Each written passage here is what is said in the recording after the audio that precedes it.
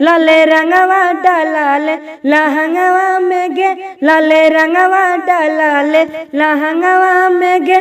नमस्कार दोस्तों, जय भोलेनाथ। एक बार फिर से हम लेकर आ चुके हैं होली सॉन्ग जो बहुत ही अच्छा है। एक भाई ने कमेंट किए थे, उनका नाम है बादल सिंह ऑफिशियल, यानी उनके चैनल से कमेंट आया था कि गुंजन सिंह के पोखरा वाला सॉन्ग पर सॉन्ग लिखिए, होली सॉन्ग लिखिए। तो उसी ट्रैक पर मैं लेकर आ चुका हूँ। और यदि वो बादल सिंह मेरे ये वीडियो देख रहे हैं तो उनसे माफ़ी मांगना चाहूँगा, क्योंकि वो बहुत पहले कमेंट किए थे, लेकिन मैं ये गाना आज अपलोड कर रहा हूँ। तो इसके लिए सॉरी बादल भाई, मैं ये गाना को आज अपलोड कर रहा हूँ। बहुत ही धांसू है, बहुत ही अच्छा है। तो वीडियो को शुरू से अंत जरूर देखिएगा। और आप मेरे चैनल पर पहली बार आए हैं तो चैनल को सब्सक्राइब कर लीजिए और कमेंट करना मत भूलिएगा। बहुत ही धांसू मैटर है, बहुत ही अच्छा सॉन्ग है।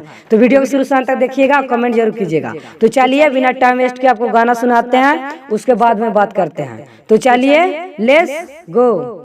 मुखड़ा कावन कामी है सुने फलनवा में गे, कावन कामी है सुने फलनवा में गे, लाले रंगवा डालाले लहंगवा में गे, लाले रंगवा डालाले लहंगवा में गे।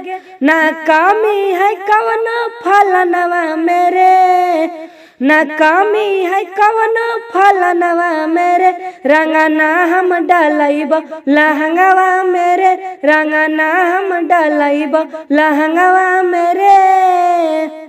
कैसा लगा? अच्छा लगा तो लाइक कीजिए और अगला सुनिए। अंतरा काहे माना तू कराही होलिया में गे, काहे माना तू कराही होलिया में गे, सुना हम ही लगई बौरंगा टोलिया में गे, सुना हम ही रंगई बौरंगा टोलिया में गे। काहे रंग लाइली भवनवा मेरे, काहे रंग लाइली भवनवा मेरे, रंगना हम लगइबो लहंगवा मेरे, रंगना हम डलइबो लहंगवा मेरे। ये भी कैसा लगा? अच्छा लगा तो लाइक कीजिए। आगे सुनिए।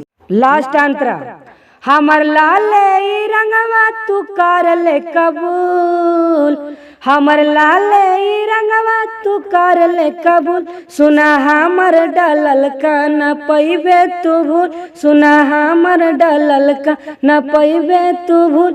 रोहित शर्मा रवि के कहाँ ही रे, रोहित शर्मा रवि के कहाँ ही रे, नहीं मनवी त डाल दे लहंगवा मेरे, नहीं मनवी त डाल दे लहंगवा मेरे।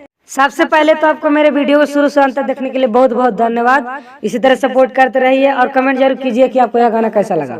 तो चलिए, और कमेंट भी कर सकते हैं कि आपको किस टाइप का गाना चाहिए, तो जरूर कमेंट कीजिए। तो चलिए बाय बाय, मिलते हैं नेक्स्ट वीडियो में कुछ नया मैटर लेके।